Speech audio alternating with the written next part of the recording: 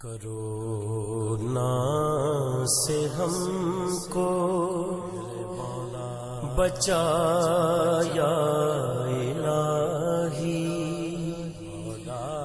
پرے ہو یہ ہم سے۔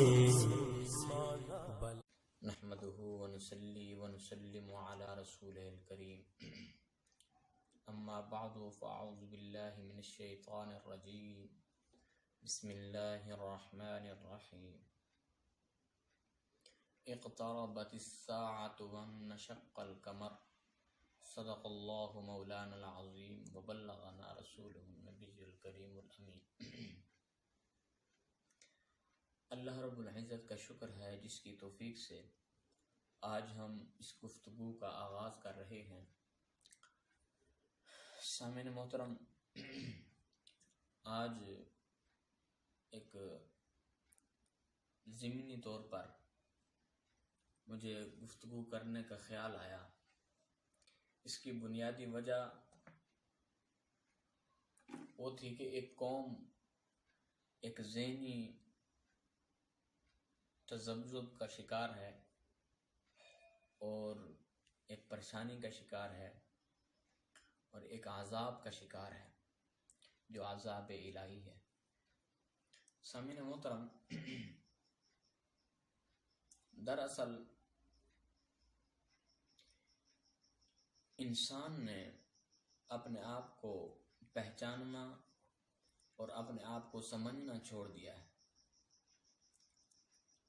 اس پر غور و فکر کرنا چھوڑ دیا ہے، پھر ایک جانوروں کی طرح زندگی بسر کرنے لگا ہے، جس سے جو اس کا ذہن کام کرتا تھا، جو حالات ہیں خود پیدا کرتے کرتے اس نہج پر لے کے گئے ہیں کہ اللہ رب العزت کا عذاب آ پہنچا ہے۔ آج اس عذاب نے اس طرح اپنی لپیٹ میں لیا ہے کہ ہر فرد اپنی جان کی فکر کر رہا ہے، اپنے اولاد کی جان کی، اپنے جان کی ایک فکر میں مبتلا ہے۔ تو سامعین محترم، جو شخص، جو انسان کے ذہن میں کبھی یہ خیال ہی نہیں آیا تھا کہ ہم نے دنیا سے جانا ہے اور یہ دنیا فانی ہے، وہ ہر وقت دنیا میں ہی مصروف تھا، دنیا کمانے میں لگا ہوا تھا، دنیا اکٹھی کرنے میں لگا ہوا تھا، اپنے بیوی بچوں کا مستقبل دنیاوی سوچ رہا تھا۔ جب اللہ کا عذاب آیا ہے تو اب راتوں کو اٹھ اٹھ کر اذانیں بھی دی جا رہی ہیں اور اللہ سے ڈرنے کی باتیں بھی کی جا رہی ہیں، لیکن اللہ رب العزت نے 1400 سال پہلے جو اپنے پیارے نبی پاک صلی اللہ علیہ وسلم پر کتاب اتاری قرآن مجید، اس میں فرما دیا اقتربت الساعۃ وانشق القمر، کہ قیامت قریب آ پہنچی ہے، چند ساعتیں ہیں، چند گھڑیاں ہیں۔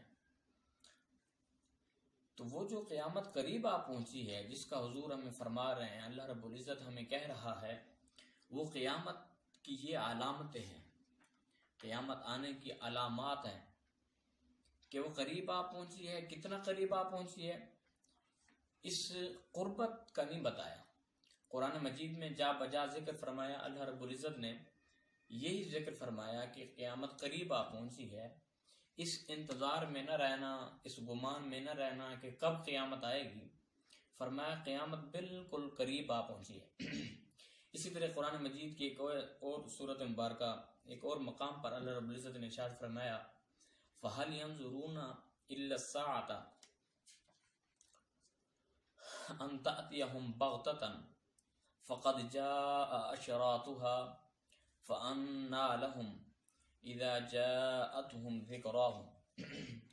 اللہ رب العزت نے فرمایا تو اب یہ منکر لوگ صرف قیامت کا ہی انتظار کر رہے ہیں کہ یہ قیامت تو ان پر اچانک آ پہنچے گی، اس کی نشانیاں جب آ پہنچی ہیں تو قیامت بھی آ پہنچے گی، اور فرمایا یہ منکر لوگ ابھی قیامت کا انتظار کر رہے ہیں کہ کب قیامت آئے گی. تو یہ علامات ہیں. بتائیے ہماری اس سوسائٹی میں، اس معاشرے میں قیامت کی کون سی علامت ہے جو ظاہر نہیں ہو چکی؟ جو قیامت کی علامات صغرا ہیں وہ تقریباً ظاہر ہو چکی ہیں. اب قیامت کی جو علامات کبریٰ ہیں، بڑی علامتیں ہیں، ان میں سے بھی ان کا بھی ظہور شروع ہو گیا ہے. تو سامعین محترم، اللہ رب العزت یہ اسی بات پر متوجہ فرما رہا ہے انسان کو کہ اقتربت الساعہ، قیامت قریب آ پہنچی ہے. قیامت کے انتظار میں نہ رہو، بس اس کی تیاری کرو، اس کی فکر کرو. تو سامعین محترم، یہ جو قیامت قریب آ پہنچی ہے تو کتنا قریب آ پہنچی ہے؟ یہ قیامت دراصل ایک قیامت صغرا انسان کی موت ہوتی ہے. ایک وہ قیامت ہے جو ایک اجتماعی، ایک اتنی بڑی قیامت آئے گی کہ جس کی علامات بتائی جاتی ہیں، جس کا ظہور ہوگا تو ایک عجیب شکل میں ایک بڑی قیامت ہوگی جس کا ذکر آپ سنتے رہتے ہیں، پڑھتے رہتے ہیں. مگر ہر انسان کی ایک قیامت صغرا ہے جو اس انسان پر آتی ہے. وہ صغرا جو قیامت ہے انسان پر آتی ہے وہ اس کی موت ہے. اب یہ جو موت ہے اس کا کوئی علم نہیں کہ کب آتی ہے. ہو سکتا ہے اس لمحے میں آپ سے گفتگو کر رہا ہوں، آپ سے مخاطب ہوں، اسی لمحے میں وہ موت آ جائے. اب وہ موت میرے لیے قیامت ہے، کیونکہ اسی کے بعد ہی ہماری سزا جزا کا سلسلہ شروع ہو جاتا ہے. ثواب اور عذاب یہ سب کچھ شروع ہو جاتا ہے، جزا شروع ہو جاتی ہے. تو اللہ رب العزت فرما رہا ہے کہ اے بندے، قیامت کا وقت قریب آ پہنچا ہے، چند ساعتیں ہیں، چند گھڑیاں ہیں. تو کیا مطلب کہ تیری قیامت تو تیری موت ہے. اب ان حالات میں اگر جائزہ لگایا جائے کہ جو اب موجودہ حالات چل رہے ہیں کہ موت کتنا دور کھڑی ہے، پتہ چلتا ہے کہ ہماری موت ہمارے پاس ہے کرونا وائرس کی شکل میں. کسی کو کوئی علم نہیں کہ کس کو یہ بیماری لگ چکی ہے. تو سامعین محترم، جب یہ موت انسان کے اتنا قریب آ پہنچی ہے تو گویا وہ قیامت قریب آ پہنچی ہے کہ جو چھوٹی قیامت تھی، قیامت صغرا تھی. اب فرمایا کہ اس قیامت کے لیے تیار ہو جاؤ، تیاری کرو. جو تیاری ہم نے نہیں کی ہے اس پر ہمیں غور و فکر کرنے کی ضرورت ہے. اللہ رب العزت ہمیں پھر بھی، یہ اس کی شان ہے، اس کا کرم ہے، وہ اپنے محبوب کے صدقے سے ہمیں توبہ کی مہلت دے رہا ہے، اپنی طرف رجوع اللہ کرنے کی ایک مہلت دے رہا ہے، ایک فکر دلا رہا ہے، ایک ترغیب دلا رہا ہے کہ اے بندے، تو میرے عذاب کو دیکھ لے کہ میں جب اتنا رحیم ہوں، اتنا کریم ہوں، اتنا غفور ہوں، تو میرا عذاب بھی ایسا ہے کہ میں قہار اور جبار بھی ہوں. اب اللہ رب العزت کا جو عذاب ہے، اس کا جو قہر ہے، جو انسان کو نظر نہیں آتا، قبر کا نظر نہیں آتا، آخرت میں کیا ہوگا، قرآن مجید ہمیں سب کچھ بتا رہا ہے. اور مومن وہی ہے جو اس کو جان و دل سے مانتا ہے، اس پر ایمان لاتا ہے. مگر سر کی آنکھوں سے جب نظر نہیں آتا تو آج دیکھ لیں کہ جو اللہ رب العزت کے عذاب ہیں وہ کس کس شکل میں انسانوں کے پاس آ رہے ہیں، اور انسان اس کی گرفت میں آ رہے ہیں، جس میں یہ ایک کرونا وائرس بھی ہے. اب جس شخص کو یہ بیماری لگ جاتی ہے اس انسان کے پاس، جس کے لیے انسان محنتیں کرتا ہے، صبح سے شام تک بھاگ دوڑ کرتا ہے، دولت کٹھی کرتا ہے، پیسہ کماتا ہے، اپنی اولاد کے لیے، بیوی بچوں کے لیے، اپنے عزیز اقربا کے لیے، یہ ساری دولت کٹھے کرتے کرتے اس کا سارا دن گزرتا ہے، رات کو اسی فکر میں سوتا ہے. تو جس کے لیے انسان مارا مارا پھرتا ہے، اب یہ مرض ایسی آئی ہے کہ جس کو لگ جائے اس کا بیٹا اس کے قریب نہیں جاتا، اس کا بھائی اس کے قریب نہیں جاتا، اس کے والدین اس کے قریب نہیں جاتے. تو دیکھ لیں اللہ رب العزت یہ دکھانا چاہتا ہے انسان کو کہ اے بندے، جس کے لیے تو یہ سب کچھ کر رہا ہے وہ تو تمہیں کسی دنیا میں چھوڑ گئے ہیں. وہ کیسے؟ اگر بیمار ہے، کورونا کا مریض ہے، تو رشتہ دار قریب نہیں جاتے، ہر کوئی اپنی جان بچانے کی فکر کرتا ہے. پھر جب دنیا سے چلا جاتا ہے تو عموماً یہ سننے میں آ رہا ہے کہ نماز جنازہ بھی نہیں پڑھی جا رہی بعضوں کی، اور بعضوں کو جلایا جا رہا ہے. اگر نماز جنازہ پڑھی جا رہی ہے تو غسل نہیں دیا جا رہا. تو بتائیے کہ جس انسان نے جن عزیزوں کے لیے، جن رشتہ داروں کے لیے، جن بیوی بچوں کے لیے، جن قریبی رشتہ داروں کے لیے یہ سب کچھ اکٹھا کیا تھا اور صبح سے شام تک وہ مارا مارا پھرتا تھا، انہوں نے تو اسی دنیا میں بھی اس کا ساتھ چھوڑ دیا اور آخرت میں بھی اس کا ساتھ چھوڑ دیا. گویا اس کی یہ زندگی بھی اس کے ہاتھ سے گئی، اور اس کے جو فوائد تھے جن کے لیے کر رہا تھا کہ وہ میرا سہارا بنیں گے، انہوں نے سہارا بننا چھوڑ دیا. اب آگے کے لیے کچھ کیا نہیں ہے، تو جب دنیا سے جاتا ہے تو آگے کے لیے بھی کوئی سامان اس کے پاس نہیں ہوتا. دیکھ لیں کبھی انسان کے کفن کی جیبیں نہیں ہوتی کہ جس میں وہ دنیا اکٹھی کر کے لے جائے. خالی ہاتھ انسان جاتا ہے دنیا سے، مگر جن کے لیے کر رہا ہے وہی اس کا ساتھ چھوڑ جاتے. میں ایک مختصر فکر دلانا چاہتا تھا جس کے لیے میں آج یہ گفتگو کر رہا ہوں. وہ فکر یہ ہے کہ اللہ رب العزت نے قرآن مجید میں 20ویں مقام پر اپنے ارشاد یہ فرمایا ہے کہ قیامت بہت قریب آ پہنچی ہے، اس کی علامتیں، ان کا ظہور ہو چکا ہے. تو اس لیے اس کی تیاری کرنا انتہائی ضروری ہے کہ جس کے لیے آپ لوگ یہ سب کچھ کر رہے ہو انہوں نے تو آپ کو بچانا نہیں ہے. اس لیے ہمیں ایک اجتماعی طور پر اللہ کے حضور معافی مانگنا ہوگی، اجتماعی طور پر اللہ کے حضور جھکنا ہوگا، اس کے ہاں استغفار کرنا ہوگا اور توبۃ نصوحا کرنا ہوگا. ایسی پکی توبہ کرنی ہوگی کہ پھر اس کی نافرمانی نہ ہو ہم سے. اللہ رب العزت یہ عذاب، یہ وبا انسانوں سے اٹھا لے، اس کو ختم فرما دے. ایک یہ گفتگو کرنا مقصود تھی. دوسرا یہ کہ دراصل یہ دیکھنے میں آ رہا ہے، سننے میں آ رہا ہے کہ اس وبا کو کچھ لوگ سمجھ ہی نہیں رہے، علم نہ ہونے کی وجہ سے، کہ دراصل یہ بلا ہے کیا، یہ کہاں سے شروع ہوئی ہے اور اس کی حقیقت کیا ہے، یہ کتنا انسان کو نقصان دے سکتی ہے، کتنا انسان کے لیے ایک مضر ہے، موذی مرض ہے. اس کی بھی اویئرنس نہیں ہے، اس کا علم نہیں ہے، اس لیے لوگ اس کو غیر سنجیدہ لے رہے ہیں، جس کی وجہ سے یہ پھیلتا چلا جا رہا ہے. تو میں اپنے مسلمان بھائیوں کو یہ ایک پیغام دینا چاہتا ہوں کہ یہ ایک انتہائی موذی مرض ہے، انتہائی. ایسا مرض پہلے کبھی ہم نے نہیں دیکھا، اور پچھلے کئی صدیوں میں ایسی وبا نہیں آئی،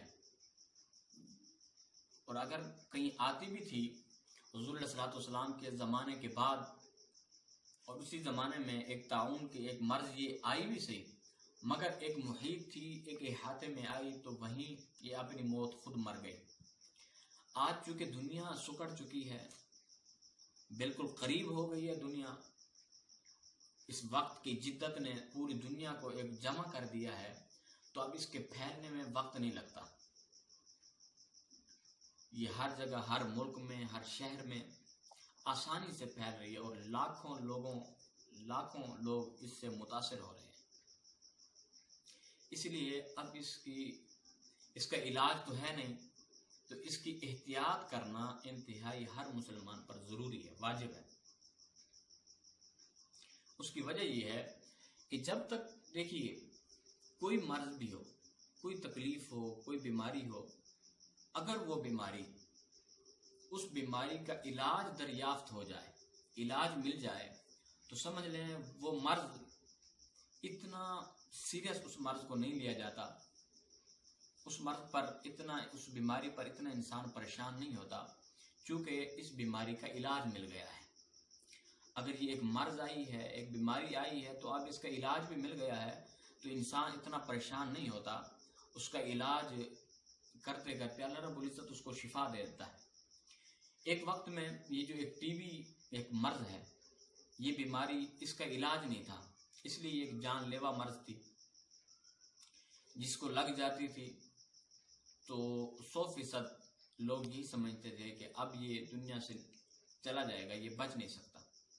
اس کی وجہ کیا کہتے تھے کہ اس کی وجہ یہ ہے کہ اس کا علاج ابھی تک دریافت ہی نہیں ہوا، علاج پیدا ہی نہیں ہوا۔ جب تک علاج نہیں ہوا تو اب اس سے بچنا ناممکن ہے۔ اسی طرح بے شمار ایسی مرضیں آئیں، چونکہ سائنس نے اتنی ترقی نہیں کی تھی، اتنی جدت نہیں آئی تھی، تو جو مرض ایسی آئی کہ جس کا علاج نہیں تھا، وہ انسانی صحت کے لیے انتہائی موذی مرض تھی، اور اس کے نتیجے میں اس کی موت ہو جاتی تھی، ڈیتھ ہو جاتی تھی۔ اب یہ مرض بھی انہی مرضوں میں سے ایک مرض ہے کہ اس کا ابھی تک علاج دریافت ہی نہیں ہوا، علاج پیدا ہی نہیں ہوا۔ اسی وجہ سے یہ ایک زیادہ پھیل رہی ہے، اور یہ ایک جلدی سے پھیلنے والی مرض ہے، انتہائی جلدی سے پھیلنے والی مرض ہے، اور پھر اس کا ایک علاج بھی نہیں ہے۔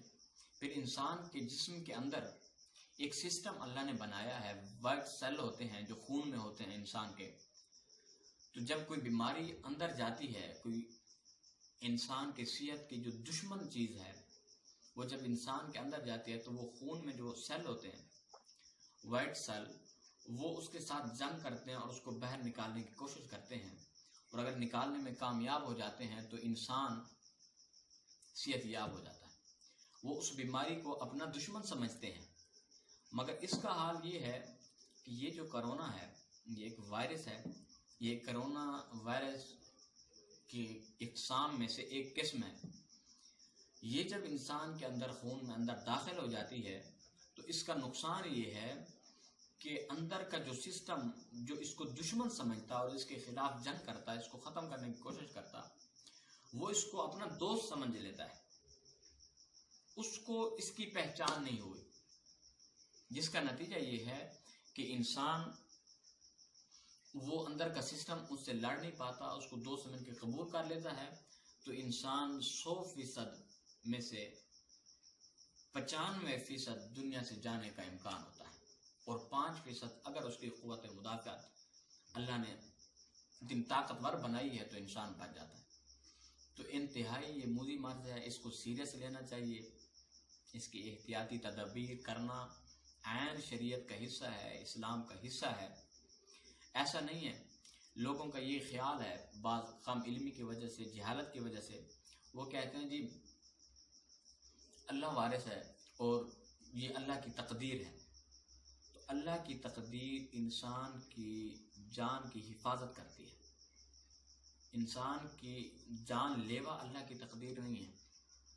اللہ رب العزت کی جو بھی تقدیر ہے وہ انسان کے بھلے میں ہوتی ہے، انسان کے فائدے میں ہوتی ہے، اور اسلام انسان کی صحت کی حفاظت کرتا ہے۔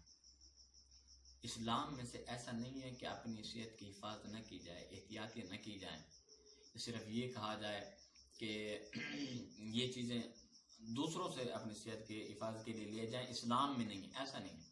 اسلام نے احتیاطیں بتائی ہیں۔ حضور نبی اکرم صلی اللہ علیہ وسلم نے فرمایا کہ جہاں وبائی مرض جس علاقے میں پھیل جائے تو اس علاقے سے باہر نہ نکلو، تاکہ اور لوگوں میں یہ نہ چلی جائے، نہ وبائی مرض ہو۔ حضور علیہ الصلوۃ والسلام کا فرمان ہے۔ جو لوگ اس کو اسلام کا حصہ نہ سمجھتے ہوئے، احتیاطوں کو اسلام کا حصہ نہ سمجھتے ہوئے احتیاطی تدابیر نہیں اپنا رہے، وہ انتہائی جاہل ہیں، وہ اسلام کی سمجھ نہیں رکھتے، علم نہیں رکھتے۔ دراصل یہ اسلام کا ایک حصہ ہے احتیاطی تدابیر کا ہونا۔ تو ہر مسلمان کو، ہر انسان کو چاہیے کہ اپنی حفاظت کرے، اس سے مکمل طور پر اپنی احتیاط کرے اور اللہ سے رجوع اللہ کرے، اللہ سے معافی مانگے، توبہ کرے، مل کر ایک اجتماعی طور پر۔ اجتماعی طور سے مراد یہ نہیں ہے کہ کسی جگہ پر جمع ہو کر، اجتماعی طور پر یہ ہے کہ میرا پیغام جہاں جہاں تک جا رہا ہے، سب لوگ راتوں کو قیام کر کے، قیام اللیل کر کے اللہ کے حضور استغفار کریں، توبہ کریں، مغفرت اور بخشش اللہ کے حضور طلب کریں۔ ہمیشہ جب بھی اللہ کا ایسا عذاب آیا ہے تو اللہ کے مومن لوگ، اللہ کے مومن جو بندے ہیں، وہ اللہ کے حضور جھکتے ہیں، استغفار کرتے ہیں، توبہ کرتے ہیں، پھر اللہ رب العزت اپنا عذاب اٹھا لیتا ہے۔ تو یہ بھی ایک اللہ کے عذاب کے جو ہم پڑھتے اور سنتے رہتے ہیں کہ اللہ کے بہت بڑے بڑے عذاب ہیں، ایسے عذاب ہیں جس سے انسان بچ نہیں سکتا۔ یہ انہی عذابوں کی ایک شکل ہے۔ تو اس سے بچنا سوائے استغفار کے، اس کا علاج تقریباً اور نہیں ہے۔ دنیاوی علاج تو اس کا آیا نہیں ہے، اور ابھی اللہ کے حضور معافی، استغفار، اللہ رسول سے محبت اور اللہ کی خشیت یہ دلوں میں پیدا کرنا، یہی اس کا علاج ہے۔ اس کے علاوہ اس کرونا وائرس کا علاج کسی نے دریافت نہیں کیا۔ اس کا علاج یہی ہے کہ اللہ کے حضور جھکا جائے، عبادت کی جائے، استغفار کیا جائے، جن کا ہم نے حق مارا ہے، جن کو نقصان پہنچایا ہے، ان سے معافی مانگی جائے، اور جن سے لوٹ کسوٹ کی ہے، جن پر ظلم کیا ہے، ان سے معافی مانگی جائے، اور اللہ کے حضور جو ہے ایک ایسی توبۃ نصوحہ کرنی چاہیے، ایسی توبہ کہ جس کے بعد پھر انسان کی زندگی میں وہ بڑے بڑے جو جرم ہیں وہ داخل نہ ہوں۔